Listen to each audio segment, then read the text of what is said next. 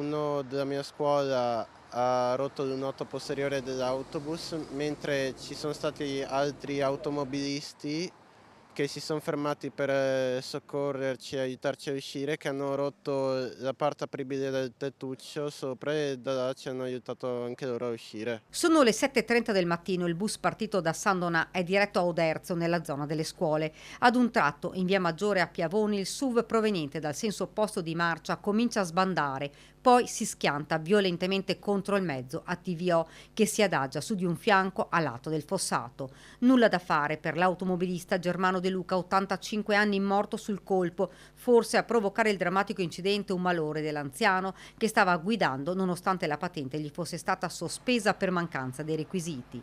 All'interno del bus una cinquantina di studenti, sono attimi di terrore. Dopo poco tempo ho sentito un forte odore di gasolio, anche perché ero seduto sopra il serbatoio dell'autobus. Una ventina i feriti, 5 trasportati in ambulanza nell'ospedale di Oderzo, gli altri accompagnati dalle famiglie tra Portogruaro e San Donà. Contusioni anche per l'autista del bus, un quarantenne di San Donà di Piave con 18 anni di servizio alle spalle.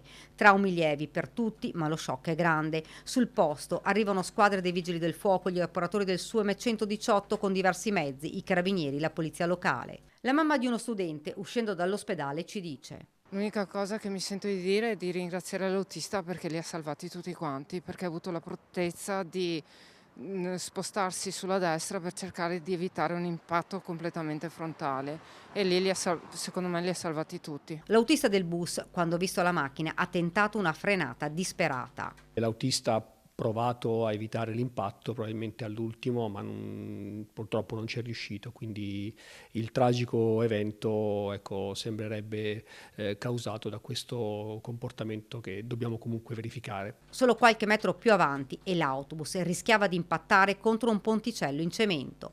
Il boato sentito dai residenti che sono accorsi subito. Boom, colpo.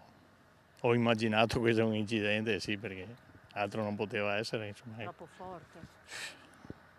una roba spaventosa. All'Istituto Sansovino la notizia è arrivata gelando la scuola, un respiro di sollievo quando si è saputo che gli studenti non avevano riportato gravi ferite.